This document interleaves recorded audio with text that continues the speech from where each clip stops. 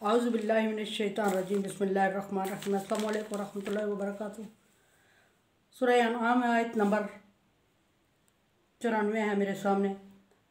और पारा नंबर 7 और रुकू नंबर 17 है। और इससे पहले आयत नंबर 93 के आखिर में अल्लाह तबारक व तआला ने मुनकरीन इस्लाम की रूह कब्ज़ करने की थोड़ी सी मंजर कशी फरमाई और फरमाया कि उनसे पूछा जाएगा तस्तकबिरून कि अल्लाह की आयत का तुम तकब्बर करते थे और अब उसका मज़ा चखो और अंजाम देख लो। अगले अल्फाज इसी कंडीशन को कंटिन्यू करते हुए अल्लाह तबारक व तआला ने फरमाया वलक़द जीतुमूना फुरादा कमा खलक़नाकुम अव्वल मर्रा, तुम उसी तरह अकेले और तन्हा बेबस मेरे पास लाए जाओगे जिस तरह के अकेले और तन्हा और बेबस और मजबूर पैदा हुए थे। जब इंसान दुनिया में आता है तो लाखों करोड़ों के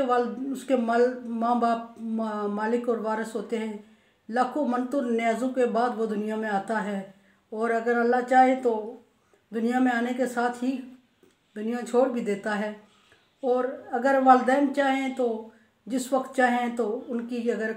कोशिश कामयाब हो सके तो वो यही चाह रहे होते हैं कि ये उन्हीं की औलाद सबसे ज़्यादा कामयाब और नामवर ज़िंदगी गुजारे और लंबी उम्र पाए। लेकिन ये चीज़ें चूँकि वालिदैन की ख्वाहिश के मुताबिक नहीं होती। हर एक का बच्चा जब दुनिया में आता है, वो अमीर हो या गरीब हो, वो बादशाह हो या ग़ुलाम हो, उसका दुनिया में आने की कंडीशन एक ही तरह की बेबसी और मजबूरी की होती है कि तन्हा और एक ही सिस्टम के तहत दुनिया में आता है। और किसी अमीरी और गरीबी के अल्लाह तबारक व तआला ने कोई फ़र्क नहीं रखा कि अमीर आएगा तो इस तरह प्रोटोकॉल के साथ आएगा, गरीब आएगा तो इस तरह आएगा। सिस्टम एक ही तरह के अल्लाह तबारक व तआला ने दुनिया में तारफ़ करवा दिए। और मैं कि उस तरह बेबस और मजबूर, जबकि इंसान के जिस्म पे ड्रेस नहीं होता और वो नंगा दुनिया में आया और वो चाह रहा होता है कि नहीं, उसकी ये हिस्सी नहीं होती, उसकी ये समझ नहीं होती, जिस चीज़ को वो बड़ा होकर दुनिया में सबसे जिन चीज़ों को आज़ा जिस्म को छुपा रहा होता है, वो उस वक्त बेबसी और मजबूरी में इंसान उस तरह दुनिया वालों के सामने नमोदार हो जाता है। और इसी तरह बिल्कुल जब जाता है दुनिया से तो तन्हा और मजबूर जाता है, हालांकि वो ज़िंदगी गुजार चुका होता है दुनिया में और बड़ी लंबी ज़िंदगी गुजारी, बड़े प्रोटोकॉल और ठाठ के साथ उसने ज़िंदगी गुजारी होती है। लेकिन जब जाने का वक्त आता है, 10, 12, 15 औलादें छोड़ के जा रहा हो, बड़ा हल्का अहबाब हो, बड़े चाहने वाले लोग हों, बड़ा प्रोटोकॉल होता है दुनिया में, लेकिन जब दुनिया छोड़ के जा रहा होता है तो सारा प्रोटोकॉल, सारा हल्का अहबाब, सारी औलादें, सारे बहन भाई, सारे रिश्तेदार उसके इर्द गिर्द जमा हो जाते हैं और ये समझते हैं कभी जमा होते हैं और कभी अल्लाह तबारक व तआला उसका भी चांस नहीं देता। और जब कभी जमा होने का चांस जिनको अल्लाह ताला दे देता है, वो ये चाह रहे होते हैं कि काश इसका 1 सेकंड की रूह वापस लौटा दें और 1 सेकंड ये हमारे साथ और गुजार दे। लेकिन ऐसा मुमकिन नहीं होता, ऐसा मुमकिन नहीं होता। और उसके बड़े शाहज़ोर औलाद और बड़े चाहने वाले और बड़े रख रखाव रख करने वाले बड़े वज़ीर मशीर सारे लोग चाह रहे होते हैं, उसके पास खड़े होते हैं, लेकिन वो उसकी किसी ख्वाहिश का एहतराम करते हुए उसको 1 सेकंड ज़िंदगी नहीं दिला सकते, या अपनी ख्वाहिश को पाया तकमील तक पहुंचाने के लिए उसका 1 लम्हा नहीं ख़रीद सकते। और कोई दुनिया में उनको बड़े ठाठ से प्रोटोकॉल के साथ जा रहे होते हैं, और दुनिया में जिन लोगों को अल्लाह के साथ शरीक ठहरा रहे हैं, यहाँ उन लोगों का जिक्र हो रहा है जो अल्लाह तबारक व तआला के साथ शिरक करते हैं। फरमाया कि दुनिया में अल्लाह तबारक व तआला के साथ उनको शरीक ठहरा रहे होते हो, अब जाते वक्त उनको किसी को साथ लेके हमायती और सिफारशी करके दिखाओ अल्लाह के सामने तो बात बने। फरमाया कि अव्वल मर्रा व तरक्तुम मा खव्वलनाकुम, और वो तो कुछ अल्लाह तबारक व तआला पूछ रहे हैं कि वो सारा कुछ छोड़ आए हो ना, जो हमने तुम्हें माल असबाब दिया था, जो ताकत दी थी, जो प्रोटोकॉल दिया था, जो शान दी थी, वो सारा तुम छोड़ आए हो। वरा ज़ुहूरिकुम, अपने पीछे छोड़ आए हो, और अभी तुम्हारे साथ कोई चीज़ भी तुम्हारे काम आने वाली नहीं है। तो वो जो अमाल तुमने थोड़े बहुत किए होंगे वो तुम्हारे साथ हैं, और अल्लाह की रहमत है। और उस अल्लाह की रहमत जिसको साथ तुमने शरीक ठहराया था और दुनिया में तुम शिरक करके उस रहमत से मायूस हो चुके हो, अब वो भी तुम्हारे साथ नहीं है। फरमाया कि वमा नरा माकुम शुफाकुम लज़ीना ज़अमतुम अन्नहुम फ़ीकुम शुरकाउ, कि किधर हैं तुम्हारे शुरका जिनको तुम दुनिया में मेरे साथ बराबर समझते थे, अभी तो मैं उनको साथ नहीं देख रहा हूँ। और अगर वो दुनिया में मेरे साथ बराबर थे तो अभी तुम्हें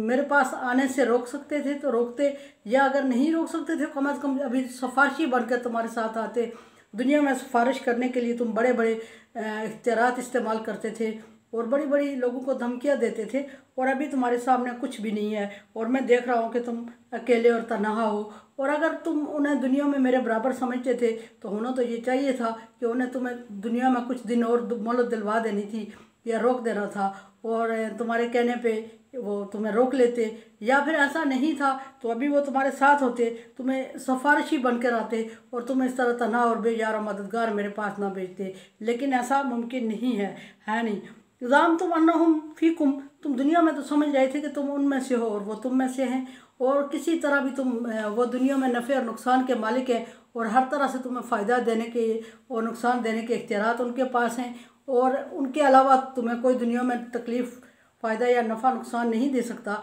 तो अब अगर तुम्हें सबसे बड़ी तकलीफ़ का सामना करना पड़ रहा है तो वो तुम्हारे लिए कुछ भी नहीं कर पा रहे हैं या कर नहीं पा रहे हैं या कर नहीं रहे हैं, उनको बुला के लाओ। अल्लाह तबारक व तआला ये फरमा रहे हैं कि उस वक्त तो तुम शरीक ठहरा रहे थे, लक़द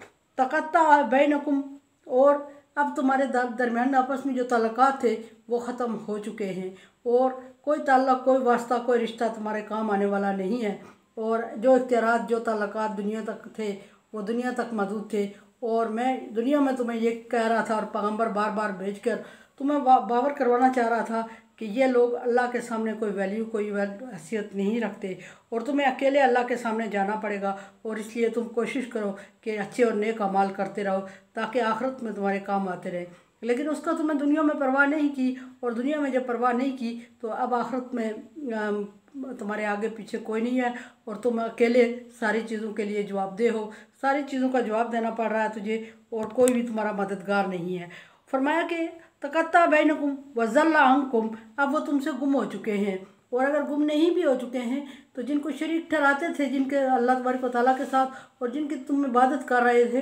वो अगर अभी मिल भी जाएं तुम्हें तो क़यामत के दिन जब उनको इकट्ठा किया भी जाएगा तुम्हारे साथ तो वो जान छुड़ाते हुए तुम्हें कहेंगे कि हम तुम्हें नहीं जानते, और बार बार तुम्हारे कहने पे तुम्हें ये जवाब देंगे कि हम तुम्हें नहीं जानते, तुम कौन हो। और अगर हमारे साथ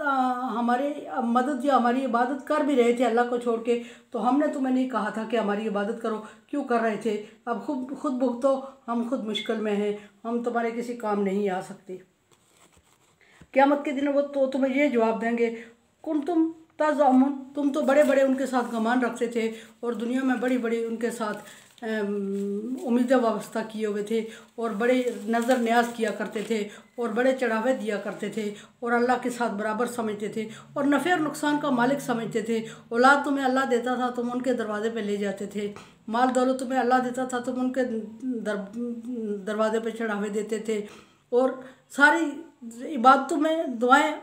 देने वाली, अता करने वाली अल्लाह की ज़्यादा दुआएं तुम उनसे मांगा करते थे, और साथ उनके जो काम तुझे मना किए जा रहे थे वो तुम कर रहे थे और ये कह रहे थे कि हमें ये बचा देंगे, ये हमें बचाने वाले हैं और हमें इनसे उम्मीद है कि ये हमें अकेला नहीं छोड़ेंगे। लेकिन आज की बेबसी देखो कि हम अल्लाह तबारक व तआला फरमाएंगे कि आज की बेबसी देखो कि आज वो सारे तुम्हारे साथ नहीं हैं और तुम्हें अकेले अल्लाह के सामने जवाबदेह होना पड़ रहा है। और वो चीज़ें, बुराइयाँ जो तुम उनके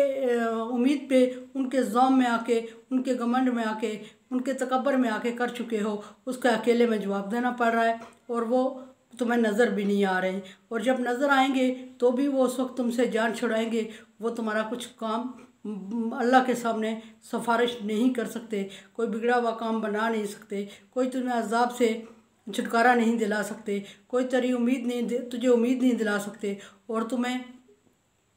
तबाह बर्बाद होने से और अज़ाब से बचा नहीं सकते। सो इसलिए उस वक्त बंदा मजबूर और बेबस होगा और वो कहेंगे कि या अल्लाह, इन्होंने हमें गुमराह कर दिया था, अब तू इनको डबल सज़ा दे दे, हम इनके बहकावे में आ गए थे। अल्लाह तबारक व तआला फरमाएंगे अल्लाह ला ताज़िरु वाज़िरतु विज़रा उख़रा, ख़बरदार कोई एक दूसरे का बोझ नहीं उठाएगा। फिर फरमाएंगे कि क्या तुम और तुम्हें अक्ल नहीं थी, तुम्हारे आबा व अजदाद को अक्ल नहीं थी और तुम इनकी पूजा क्यों कर रहे थे? ये ज़बरदस्ती तो तुम्हें अपनी पूजा करने पर मजबूर नहीं कर रहे थे, अब इनका कसूर नहीं है, इसलिए तुम्हें अकेले में ये चीज़ें फेस करना होंगी। और तुम्हें अक्ल दी थी और तुम्हारी हदायत का मैंने इंतज़ाम किया था और बार बार तुम्हारे पास हदायत पर लाने के लिए तुम्हारा इंतज़ाम किया। 1,24,000 पैगम्बर भेजे और हर एक को तुमने जुटलाया और इनकार करते रहे। और अब मज़ा चखो और ये ख़ुद भी करो और जिनको अल्लाह के साथ शरीक ठहरा रहे थे उनको भी सज़ा में देखो और यकीन करो कि अल्लाह तबारक व तआला की ज़ात एक है। लेकिन अब उन्हें यकीन आ चुका है और वो मजबूर हैं, लेकिन वापसी का कोई रास्ता नहीं है। और अमाल के लिए वो अल्लाह तबारक व तआला से वादे भी कर रहे हैं कि तू हमें वापस भेज तो हम इनकी इबादत हरगिज़ नहीं करेंगे, इनके बहकावे में नहीं आएंगे और उनकी बातों में नहीं आएंगे, हम तेरी इबादत करेंगे और तेरा हुक्म मानेंगे। लेकिन अब उनके वादे और इकरार करने का वक्त नहीं है। अल्लाह तबारक व तआला फरमाएंगे कि जो ज़िंदगी तुम्हें दी थी वो ज़ाया कर चुके हो, अब मेरे पास तुम्हें देने के लिए और टाइम नहीं है। सो अपने किए का अंजाम पाओ। और उस वक्त इंसान इंतहाई मजबूर, बेबस और लाचारी की हालत में, मजबूरी की हालत में अल्लाह तबारक व तआला के सामने खड़ा होगा और इंतहाई बेबसी होगी और उसके आगे पीछे उसकी मदद करने वाला और उसको देखने वाला, उस पर अल्लाह तबारक व तआला के यहाँ सिफारिश करने वाला, उस पर रहम करवाने वाला कोई नहीं होगा और वो बेजारो मददगार अपने अमाल का नतीजा भुगत रहा होगा। मेरे चैनल को आप सब्सक्राइब कर रहे हैं, thank you so much. Like dislike as you like. मेरे लिए दुआ करें, ला खौफुन अलैहिम वला हुम यहज़नून।